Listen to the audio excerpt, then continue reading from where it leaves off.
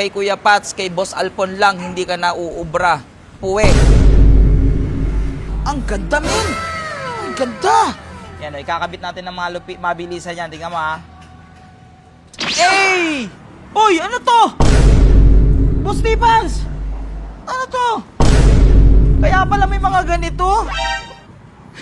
Hindi ako na nga ano, ha, Boss Tipans. Ikaw, hindi, wala ako dyan, ha? Labas ako dyan. Hambog, napakayabang mo. Deserve mong mabash. OA mo kasi, ang ingay mo pa. Decals nga, hindi ka makabili. Ang lakas ng loob mong yabangan, mga idol namin. Kay Kuya Pats, kay Boss Alpon lang, hindi ka na uubra. Puwe.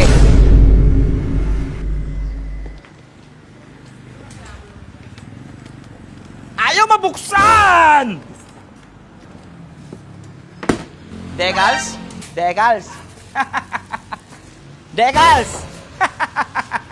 Sabi ko nga sa inyo, pag kayo nayabangan sa akin, kayo na may problema. Oh, decals ba gusto mo? Siyempre, big shoutout sa'yo, Boss Tipans. Ito na yung mga decals na pinagawa natin. Tapos ulitin ko sa inyo, ang maganda kay Boss Tipans, gagawang ka talaga niya ng customized o signature decals mo. Kagaya ni Ghost. Diba? Wala kang makikita-kita niyan basta-basta sa daan. So, sa mga gusto, magpagawa kay Tipans, gagawin kayo ng customized na decals. Pwede. Pwede niyo rin kopyahin yung mga decals ng idol niyo na nagpapagawa kay Boss Tipans. Sobrang solid yan kasi UV print na to. Ganda o bago. Tipans, decals. Wow. Ang ganda, men. Ang ganda. Sheesh. Di ko na alam gagawin ko, Ang ganda, boy.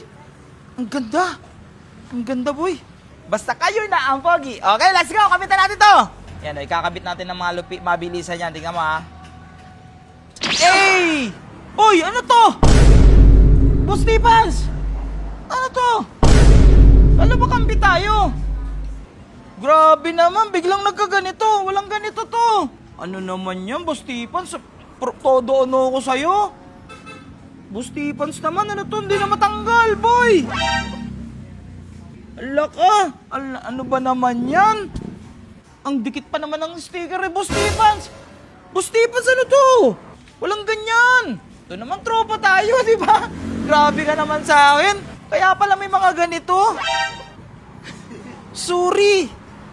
Again, hindi ako na nga Boss Tipans. Ikaw, hindi, wala ako dyan, labas ako dyan. Basta ako nagdidikit lang ng decals dito. Labas ako dyan, Ay, ganda, Simple lang. So, pag magdidikit kayo ng decals, lagi lang kayong gagamit ng shampoo kung hindi kayo ganun kagaling o veterano pa magdikit. Ito yung pinaka-the best. Shampoo lang or sabon. Mas maganda yung mga mabibilis matuyo. Pag natuyo, kapit agad. Yung iba kasi bareta yung ginagamit. So, hindi ko marirecommend sa inyo yun kasi matagal pong mawala yung dulas ng bareta. Kaya recommended shampoo kasi ang shampoo malagkit pag natuyo. Ganda, simpleng-simple lang,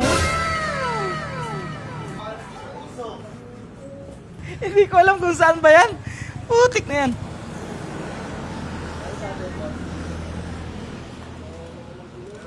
Bahala na. Bahala na dyan. Hindi ko rin alam kung tama ba yan. Tignan na lang natin pag natuyo. Pero mukhang tama naman siya, yung angguluhan niya, Takti na, hindi ako sure sa mga pinagdidikit ko. Dito ba yan? Imposible dito naman yan. Pag dito, mukha naman bitin. Pag dito siguro yun, may cut siya, no? Boy, tingin mo, boy. Pwede ganyan, boy, no? Ganyan? Simple lang, no? Ang linis lang yan tignan. Di ba? Minimal lang siyang tignan. Boy, ang ganda dito. Ang ganda to sa fender, Di ba?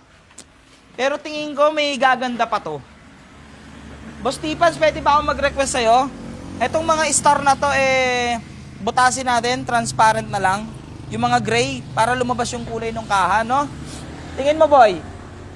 Pero yung design, maganda yung design. Pero ang ganda pa rin niya. Tapos ito mga star na yan, Diba? Lagyan na lang ng lining na itim, tapos butas. Para labas yung kaha. Boy! Pero ang ganda, maganda. Solid talaga, Boss Tipans. Tapos, simple lang. Pero may dating. May decals na siya ngayon.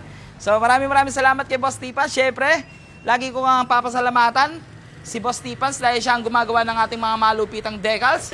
Siyempre, para makita nyo ng maayos at makita nyo ng yung buong tindig ng decals natin, pasukan na natin yan ng montage.